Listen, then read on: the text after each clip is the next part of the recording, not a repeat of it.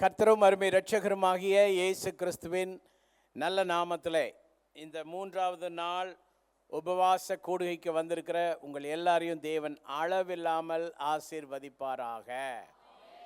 S, இந்த நாள் தலைப்பு என்னன்னு சொன்னால் பிரேக் த்ரூ ஃபாஸ்டிங், உபவாசத்தின் மூலம் திருப்பு முனை. ஒரு பெரிய விடுதலை, ஒரு மீட்பை தேவன் வைத்திருக்கிறார். முடியாத காரியங்கள் எல்லாம் ஆண்டவர் நிகழ்த்துகிற ஆண்டவராக இருக்கிறார். இன்றைய கீவேர்ட், இன்றைய மெடிடேஷனுக்காக மத்தேயு 17:21 வாசிக்கலாம். இந்த ஜாதி பிசாசு ஜெபத்தினாலும் உபவாசத்தினாலுமே அன்றி மற்றெவ்விதத்தினாலும் புறப்பட்டு போகாது என்றார். இயேசு கிறிஸ்துவிடம் ஒரு கம்ப்ளைண்ட் வருகிறது. என்னுடைய மகன் சிக்காக இருக்கிறான், அடிக்கடி தண்ணீரில் அதில் எல்லாம் போய் விழுந்து ரொம்ப பிசாசின் தொல்லையில் இருக்கிறான். அவனுடைய விடுதலைக்காக உங்களுடைய சீஷர்கள் இடத்துல கொண்டு போனோம். உங்கள் சீஷர்கள் ஜெபிச்சாங்க, ஒன்றும் நடக்கலை. இந்த கேஸை நீங்கள் பாருங்கன்னொடனே ஆண்டவர் கொஞ்சம் கோபம் ஆயிட்டார்.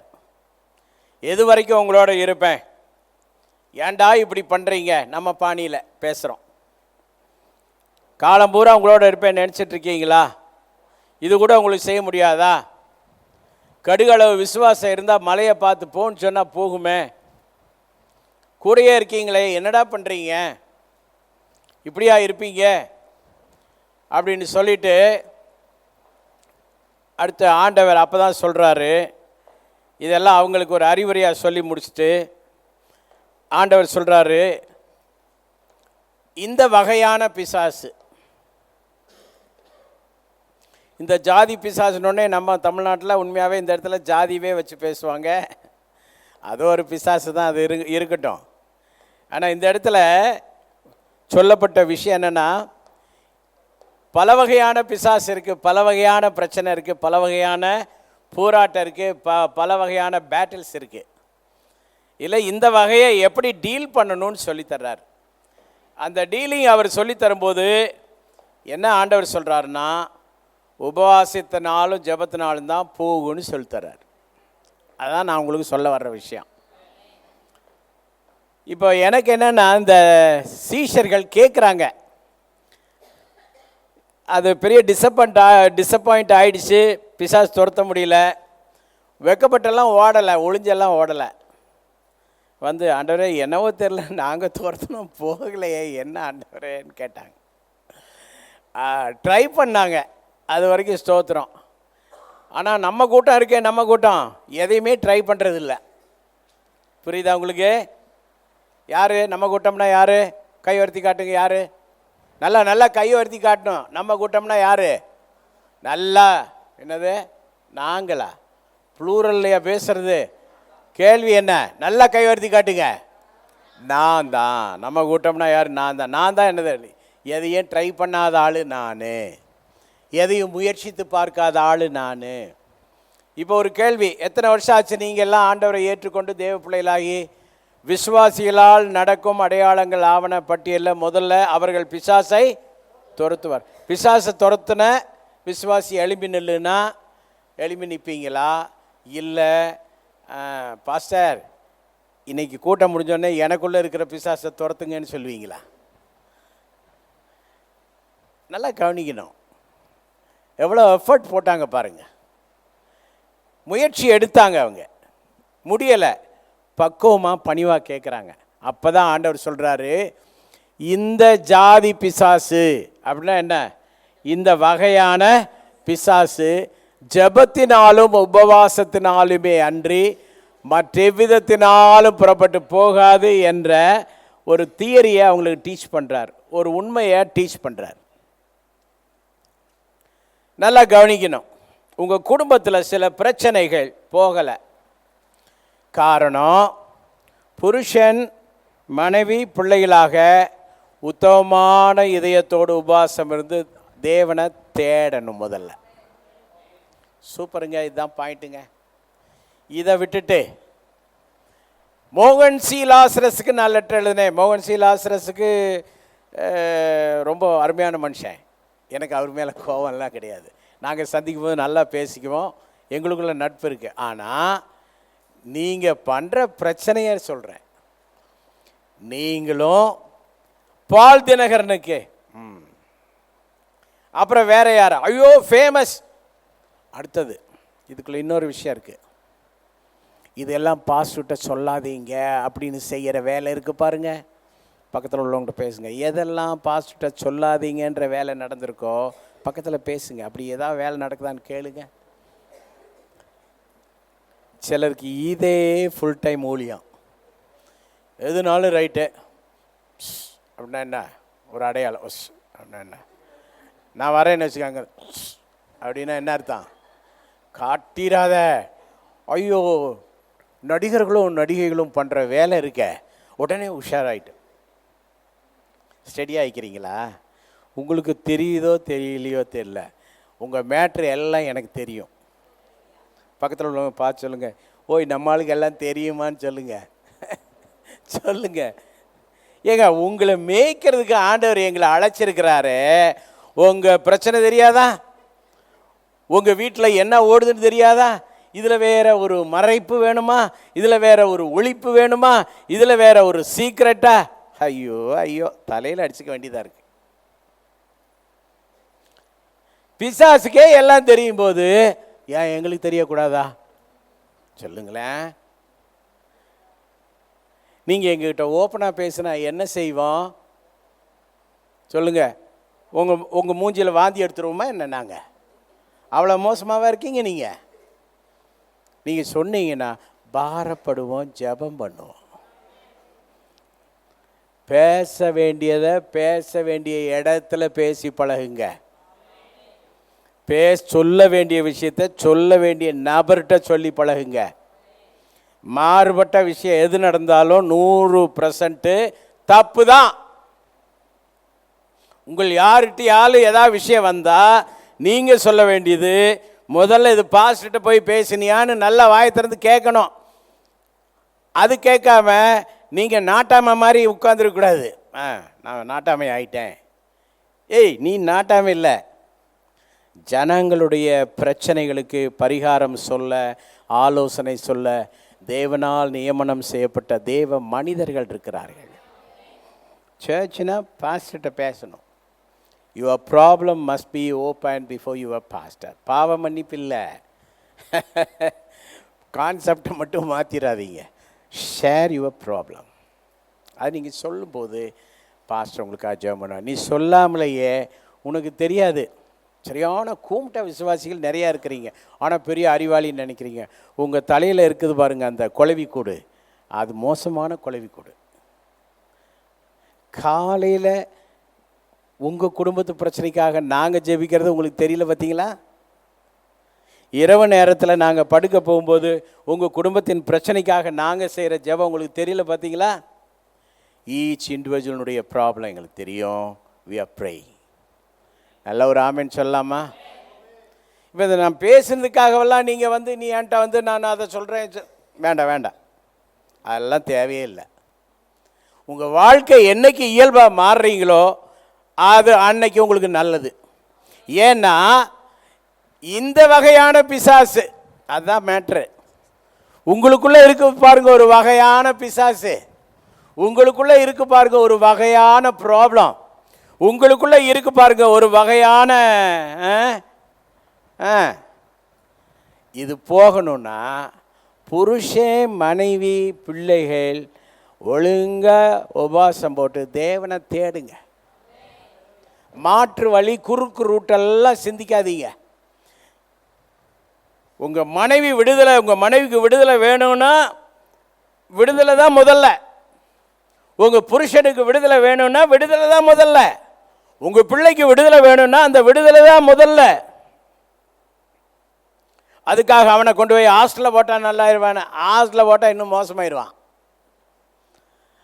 அவன் விடுதலைக்காக உபவாசம் பண்ணி ஜெபம் பண்ணுங்க. நல்லா ஒரு ஆமேன் சொல்லலாமா? அது ஆண்டவர் அதான் சொல்கிறார், இந்த வகையான பிசாசை டீல் பண்ண தெரியணும். சரி, இப்போ நான் இந்த இடத்துல ஒரு சின்ன ஒரு ஃபுல் ஸ்டாப் வச்சாகணும். என்ன தெரியுமா? ஓகே, இப்போது உபவாச ஜெபமே இல்லாத குடும்பங்கள் எப்படி இருக்குன்னு பாருங்கள். நிறைய குடும்பத்தில் உபவாசம் இல்லை, ஜெபமே இல்லை. தோத்துறோம். உபவாசம் இல்லை, ஜெபம் இல்லைன்னா அந்த வீட்டில் அரிசி டின்னுக்குள்ளே இருக்கிற அரிசிக்கு கொண்டாட்டம், காய்கறிக்கு கொண்டாட்டம். ஏன்னா டெய்லி என்ன செலிப்ரேஷன் தான், உணவு செலிப்ரேஷன் தான் நடந்துகிட்ருக்கு. வாரத்தில் ஒரு முறை ஒரு நேரமாக இல்லை. தயவுசெய்து please seek God with fasting and prayer.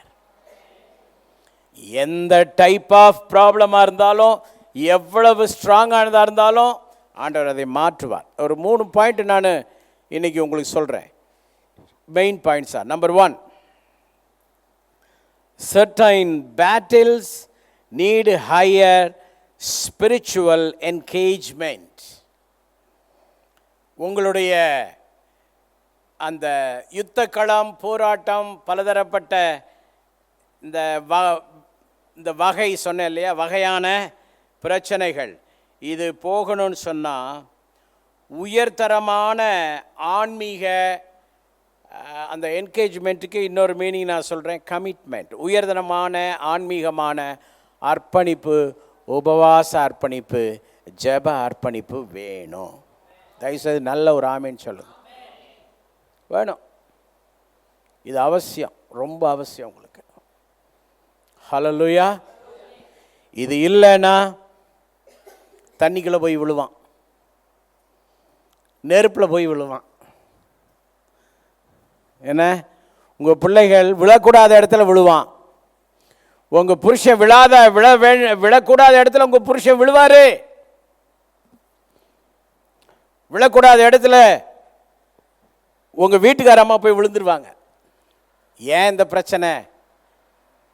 உபவாசத்தோடு கூட, ஜெபத்தோடு கூட குடும்பமாக ஆண்டவரை தேடுங்க. கண்டிப்பாக இந்த வகையான பிரச்சனை, இந்த வகையான பிசாசு, இந்த வகையான போராட்டம், இந்த வகையான விஷயங்கள் கண்டிப்பாக ஆண்டவர் விடுதலை தருவார். நல்ல கைதட்டி ஆண்டவருக்கு மகிமை கொடுங்க.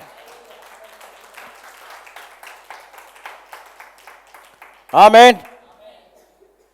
அடுத்தது fasting. Point number 2, fasting breaks generational strongholds. இந்த உபவாசம் உங்களுடைய வம்சா வழியிலே காணப்படுகிற அரண்களை உடைக்கும். ரொம்ப முக்கியம். சந்ததி சந்ததியா சில சாபம், சந்ததி சந்ததியா சில அரண்கள்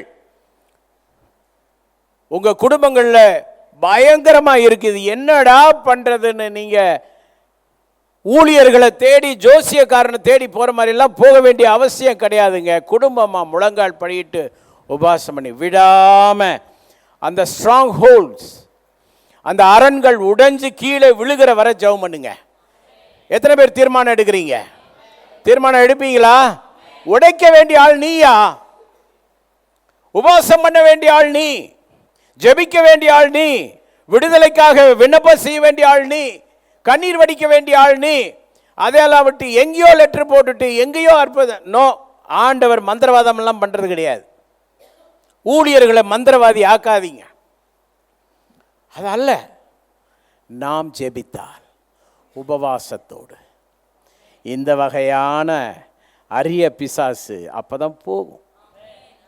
நல்ல ஒரு ஆமேன். ஒரு முறை ஒரு 4-5 பேர் 4 மாவடிக்கு ஜபத்துக்கு போயிட்டாங்க. அவங்களுக்குள்ள ஒரு கட்டுப்பாடு. என்ன கட்டுப்பாடுனா, நம்ம 4-5 குடும்பம் போகிறோம், பாஸ்டருக்கு மட்டும் சொல்லக்கூடாது. ஞாயிற்றுக்கிழமை வந்து உட்காந்துடலாம். போன இடத்துல ஞாயிற்றுக்கிழமை வந்து சேர முடியாதபடிக்கு ஒரு இடையூறு ஆகி 4-5 குடும்பம் வந்து சேரல. திங்கக்கிழமை கால் பண்ணி என்னாச்சு, எங்கே போனீங்கன்னா, ஜபத்துக்கு போயிட்டு வந்து போய் சொல்ல முடியுமா? ஒரு ஆள் உளறிடுச்சு. பாஸ்டர் இப்படி போயிட்டு வந்தோம், சொல்லக்கூடாதுன்னு சொன்னாங்க. யார் சொன்னா அப்படின்னா, யார்? நம்ம விசுவாசிகளே ரொம்ப வளர்ந்த விசுவாசி தான் சொல்லக்கூடாதுனாங்க. ஓ அப்படியா, சரி. இந்த மாதிரி திருட்டு ஜெபமெல்லாம் பண்ணிகிட்டு இருக்கலாமா? நீ நல்ல மனசோட தேவன் உன்னை வச்சிருக்கிற உன் வீட்டில் ஜெபம் பண்ணு, தேவன் உனக்கு தந்திருக்கிற உன் ஆலயத்தில் வந்து ஜெபம் பண்ணு. கர்த்தர் பெரிய காரியங்களை செய்வார். ஆமென். புனித ஸ்தலமெல்லாம் தேடி போக தேவையில்லை. இந்த காலம் பெதஸ்தா குளங்கள் கட்டுற காலம் அல்ல, நோவாவின் பேழை கட்டுற காலம் அல்ல, இது கிருபையின் காலங்க. கைதட்டி ஆண்டவருக்கு மகிமை கொடுங்க. இப்போ போய் ஒருத்தன் பெதஸ்தா குளத்தை கட்டி வச்சுட்டு கூப்பிட்றான், இன்னொருத்தன் பேழையை கட்டிட்டு கூப்பிட்றான், அப்புறம் இன்னொருத்தன் ஜெபகோபுரம்னு அதை கட்டிட்டு கூப்பிட்றான். என்னையா வேடிக்கை? இது எதுவுமே பிபிலிக்கல் கிடையாது.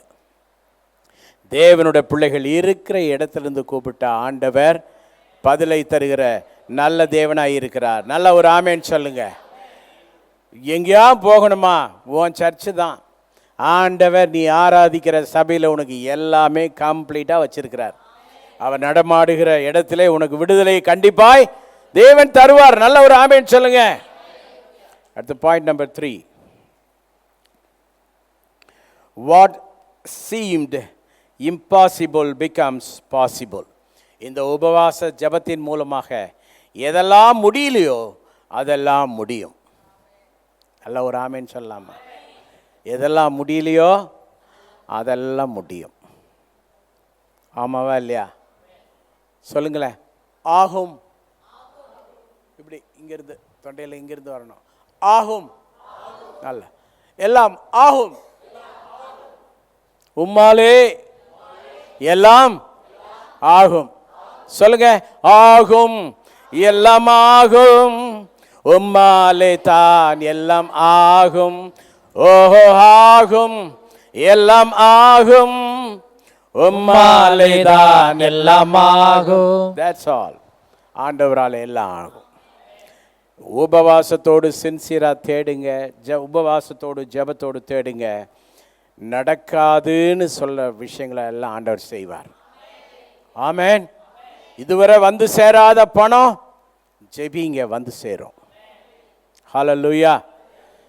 எதிர்பார்த்திருக்கிற அற்புதம் நடக்கும். ஹல்லேலூயா. சூழ்நிலை ஆண்டவர் என்ன செய்வார்? மாற்றி கொடுப்பார். எங்கேயாலும் உங்கள் குடும்பத்தில் உள்ளவங்க எங்கேயோ சிக்கிட்டாங்க, எதுலேயோ சிக்கிட்டாங்க, எதுலேயோ அரெஸ்ட் ஆயிட்டாங்க, எதுலேயோ போய் நல்லா மாட்டிட்டாங்க, ஒன்றும் பண்ண முடியலையா? ஆண்டவரால் கூடும். ஆண்டவர் என்ன செய்வார்? விடுதலை ஆக்குவார். கண்டிப்பாக அற்புதம் செய்வார். Okay, thought for this day. இந்த நாளுக்கான அந்த தாட் உங்களுக்கு சொல்கிறேன், அந்த கருத்து சொல்கிறேன். when prayer alone does not break it, வெறும் ஜெபம் மட்டும் செயல்படாத ஒரு நிலை உங்களுக்கு வந்து விட்டதென்றால், add fasting plus prayer, it will do everything. உங்களுக்கு நடக்கலைன்னு வைங்க, வெறும் ஜெபம் மட்டும் பண்ணுறேன் ஒன்றும் நடக்கலை, ஜெபம் மட்டும் பண்ணுறேன் ஒன்றும் நடக்கலை, ஓகே.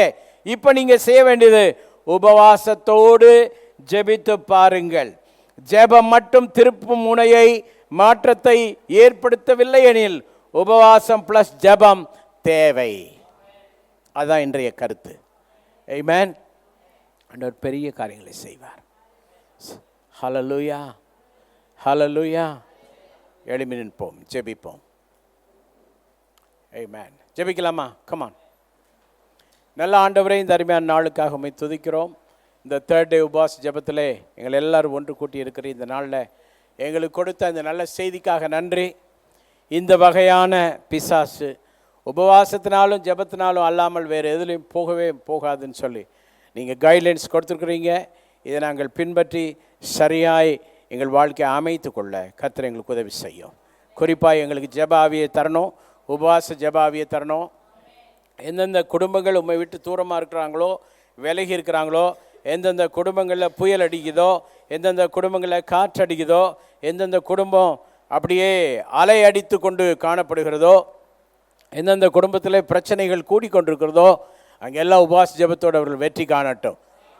அங்கும் இங்குமாய் அலையாதபடிக்கு இருக்கிற இடத்துல நம்பிக்கையோடு ஜெபித்து, சொந்த ஆலயத்தில் வந்து ஜெபித்து, ஆண்டவருடைய ஆசீர்வாதத்தை பெற்று அநேகருக்கு சாட்சியாய் மாற்றும்படி ஜெபிக்கிறோம். கர்த்தர் அப்படி செய்வதற்காக ஸ்தோத்திரம். இயேசுவின் நாமத்தில் பிதாவே, ஆமென்.